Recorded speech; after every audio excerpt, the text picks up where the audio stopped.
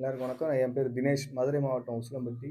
கடந்த 20ஆம் தேதி டிவிகே மாநாடு மதுரை மாநாட்டில வந்து என்னோட கார்ல தான் வந்து பிளாக் போஸ்ட் விழுந்துச்சு.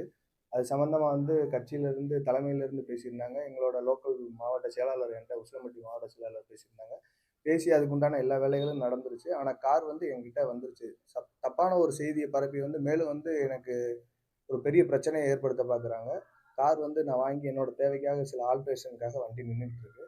இன்னொன்னு என் ஃபேமிலியோட போய் நான் அந்த கார வந்து தலைவர் கையால வாங்கணும் அப்படின்னு நினைச்சு நான் தான் வெயிட் பண்ணிக்கிட்டு, அந்த காரு என் கையில இருக்கு இன்னும் சொல்லப்போனா. நான் வந்து வாங்குன இடத்துல அப்படியே வச்சு, தலைவர் வரட்டும் வெயிட் பண்ணி வாங்குவோம் அப்படின்றதுக்காக தான் நான் நின்னுட்டு இருக்கேன்.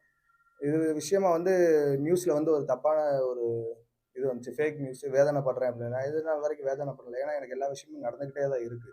அப் டு டேட் வந்து நான் என்ட்ட இருக்கு எல்லா ரெக்கார்டுமே. வண்டி வாங்குனது, ரெக்கார்ட் என் பேர்ல மாத்துறது, எல்லா வேலையுமே முடிஞ்சிருச்சு.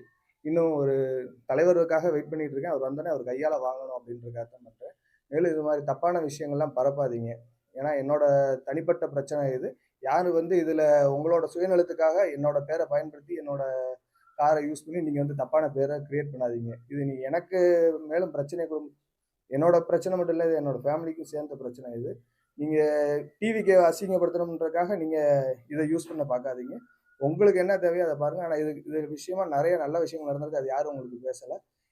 என் கார் இருந்தத விட பெட்டரா தான் ஒரு நல்ல காராவே நீயே சூஸ் பண்ணிக்க. உனக்கு என்னனாலும் நாங்க பார்த்துக்கிறோம். உனக்கு என்ன வேணுமோ பாருன்னாங்க. எனக்கு புடிச்ச மாரி என் கார விட பெட்டரா ஒரு நல்ல கார் பார்த்துட்டேன் நானு. அத அவங்க அன்னைக்கே எடுத்து, அன்னைக்கே என் கண்ணு முன்னாடியே செட்டில் பண்ணாங்க.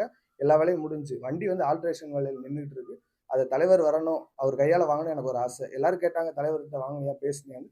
எல்லாருமே மேலிடத்துல இருந்து என்ட்ட பேசியிருக்காங்க. ஆனா அவர் கையால வாங்கணுன்றதுக்காக தான் நான் வெயிட் பண்ணிட்டு இருக்கேன். இது விஷயமா தப்பான தகவல யாரும் பரப்ப வேணாம்.